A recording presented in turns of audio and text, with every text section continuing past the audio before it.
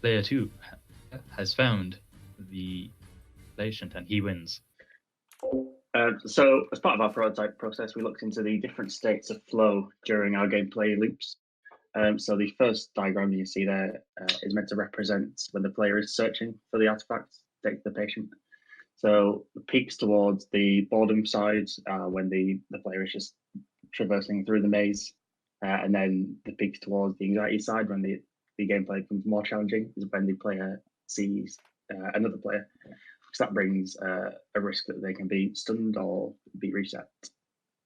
We also looked at another gameplay element. This was when the player picks up the artifact, and we found that this was very similar to when another player would also pick up the artifact. So the two events both led to similar flow states. Whether the initial lower level of towards the boredom side, and then a big spike towards the anxiety side, as the player has a risk of either winning or losing the game.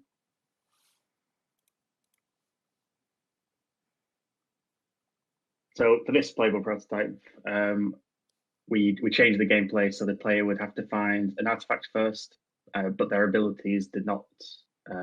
They did not always have their abilities. They have to find those in the maze and pick those up.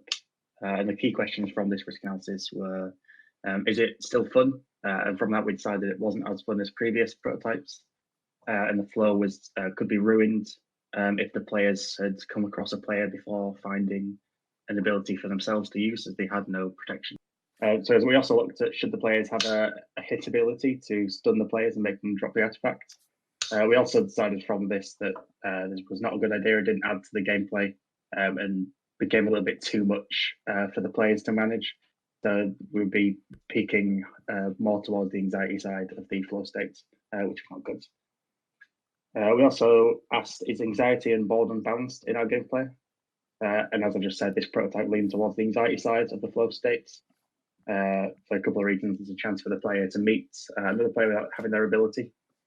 So that was a big factor in us deciding to not have the players have to pick up their own abilities. And we've got a little video here we can show you.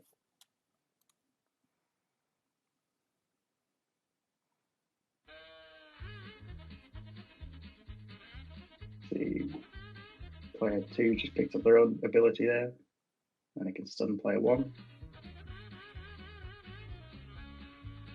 There they go, they found the patient and won. So for gameplay and learning values for the player, there's a few different things that the player's going to have to learn. So the main mechanics the player's going to have to learn is managing their heart rate, so being able to move through the map without getting it too high. They're going to have to learn how to use their abilities, so the 4 different abilities they'll have to sort of learn how to use them well to be able to steal the artifact from other players. And maze traversal, so they'll have to learn how to effectively move through the maze and try and learn some techniques for that. Player challenge, so the players will be challenged to use these mechanics, mainly their abilities when they come across finding another player. So they're going to have to decide whether to confront or avoid them. Player rewards, so players are rewarded for mastering and using game mechanics by being able to easily beat other players when it comes to fighting them. So then they'll be able to get the artifact more easily if another player has it. So then how do they learn all these mechanics? They're going to learn them in an iterative way because the rounds are short. They'll be able to keep basically playing and sort of developing their abilities each level until they master them and can use them to fight other players well. So in terms of gameplay and learning for the client, there's a few different things. So the player will have the chance to learn about various things related to the infirmary. So the main bit of info they get is on the pre-game screen. So this is like the sort of ready up screen before a game starts. It'll tell them what's wrong with the patient. It'll show them what artifact they need to get and why, and a little bit of information on like the surgery and its success and fail rate and things like that, to add a bit of sort of background to what's happening. So the artifacts that the players are going to be looking for, they're all from the infirmary, which you can see in like the bottom right. We've got a few pictures of different medical tools that the player's going to have to find.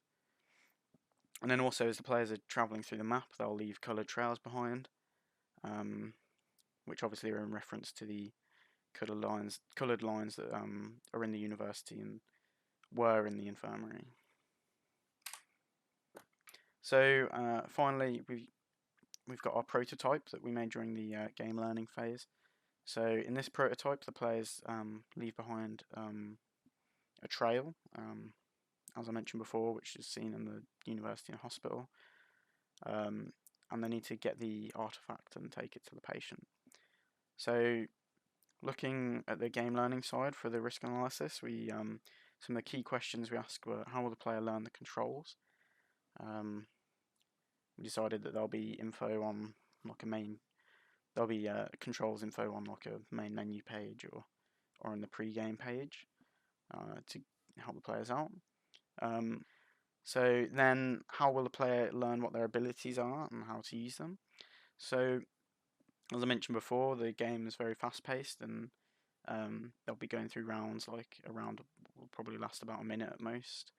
So this means they'll have lots of opportunities to use their abilities and all the different abilities, as they'll be randomly assigned each time the game starts. So this means that they'll have plenty of chances to test out their abilities and learn how to use them. And will all the mechanics be overwhelming? So when looking at the prototypes we had so far, there's quite a few mechanics for the players to learn and manage at the same time, such as their abilities and the cooldowns, their heart rate, like where the artifact is if another player has the artifact. But since the game is so fast paced, the players will get a lot of chances to like improve their understanding of the mechanics as they keep playing. So there's lots of opportunity for them to be able to learn and then be able to win if they're not doing so well at the start. And then we've got a little playable prototype here just to show the prototype in action. So you can see it's leaving the lines behind. It's just a basic version of what we'd want to implement in the future. So in the bottom you can see the red takes the artifact, looks for the patient, pink and blue are chasing each other, and then player 3 wins. Don't know who wants to do that, but go for it. Yeah, I'll take this. Discord's kind of got a bit fucked up, though. It's like very blurry. Did you restart the screen share? Oh, yeah. Might be my internet. More starts sharing. I can always just read it from. No, it's cool. I'll just. As well. All these games, and yet you still played me. Fuck you, Zeb. Is that alright now? Or? Yeah, that's better. Thanks. Okay.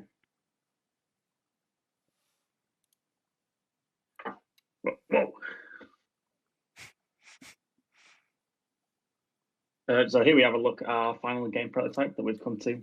So we have our game description again, a 2 to 4 player competitive top-down maze game, where the player's objectives is to find a patient and find an artifact and be the first to the patient with that artifact. One of the main mechanics that we've not been able to prototype very much with is their heartbeats. So this will obviously go up as they are moving and also go increased rate when they're using their sprint or their unique ability. And each player will trail a coloured line that corresponds to their player colour to help them navigate through the maze. Each player will also have a unique ability, so there'll be 4 separate unique abilities that will be set randomly at the start of a game. The players will be able to use these to obstruct or attack other players. So examples of these abilities are being able to place a block to block off a route for a player that will disappear after a certain time. Having an adrenaline shot that they can use on another player to make their heartbeat increase. So this is the implementation plan for the engine and then the prototype at the end. So for the 2 key topics that we're going to be improving for the engine, we chose improved and optimized collision and state-driven behaviors. So as you can see on here, we've got a big gap during December. This is the gap between lectures. So this is like a worst case plan, as we'll only be starting these the week we're taught them, whereas we'll be able to start them before that. Thank Well, you okay, for thank you. listening to our presentation. No questions on this one.